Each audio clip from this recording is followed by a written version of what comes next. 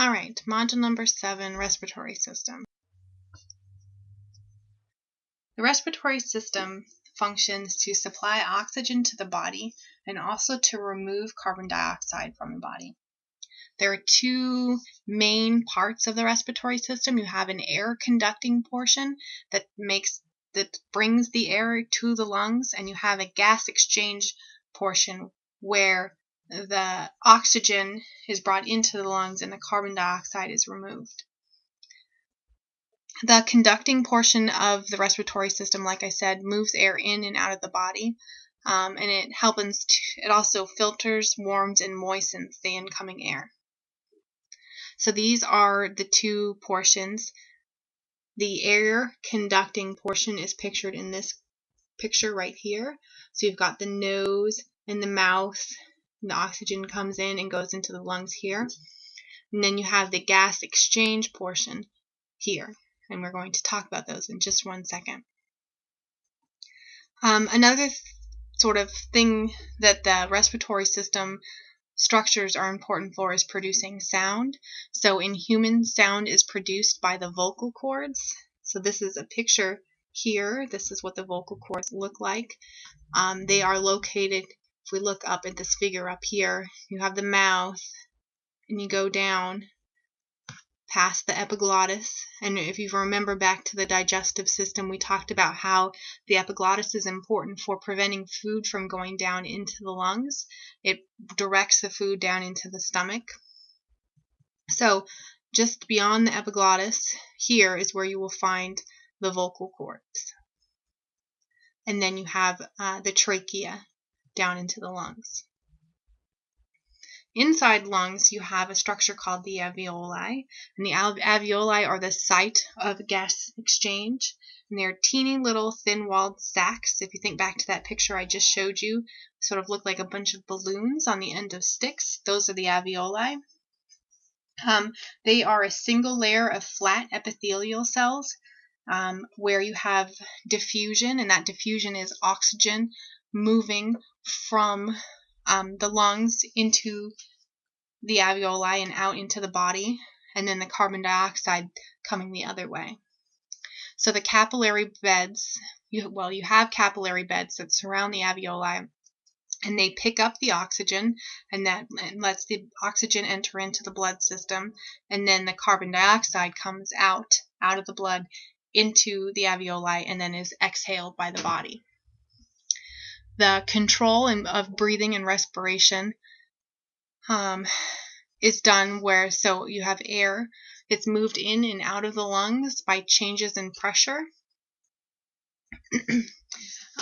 You can get a sense of how healthy lungs are by assessing airflow in and out under various conditions. So a lot of time they will take resting measures, and then they'll have somebody exercise and look at how much air is coming in and out. And there are levels of which indicate healthy lungs and levels that indicate unhealthy lungs. So as far as the physical control of breathing, here is someone at rest. That means they are not breathing yet. And this is what you have, a diaphragm that sits just under your lungs. And when you exhale, so take a breath.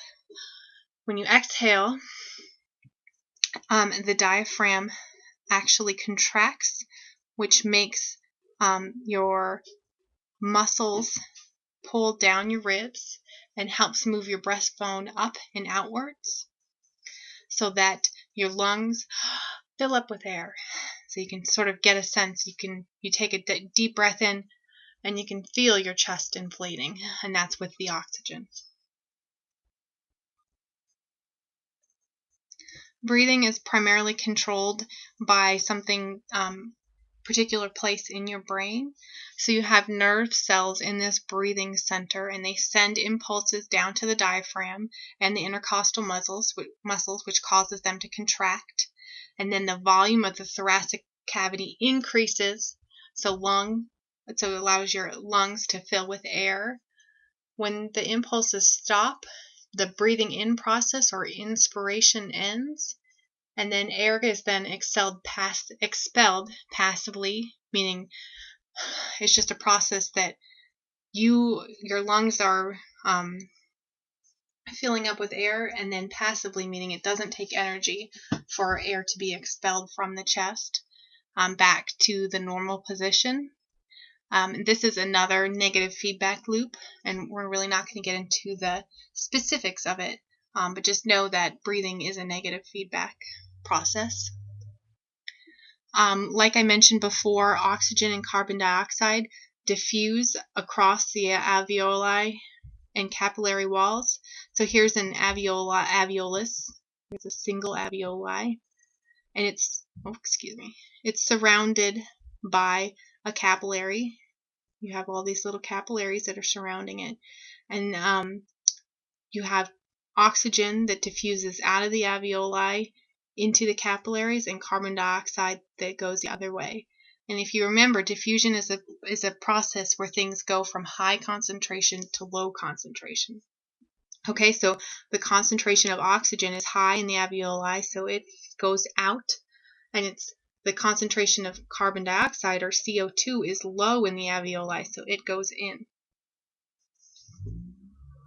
Oxygen diffuses into the blood plasma, then it goes into the red blood cells, and then it goes into the hemoglobin.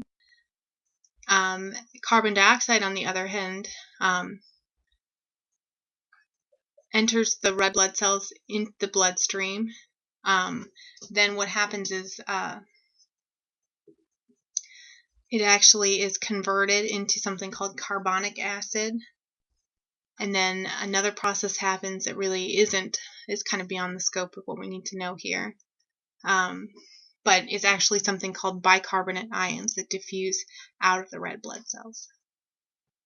So here's just a little schematic of what happens with oxygen. Inhaled air goes into the alveoli as oxygen, and then goes into the plasma as dissolved oxygen that's in the lung capillaries. Then it binds to hemoglobin in the red blood cells and enters tissue capillaries, and then goes through interstitial fluid, and then finally to cells where they use the oxygen. There are a variety of diseases of the respiratory system. You have bacteria and viruses that can infect the system itself.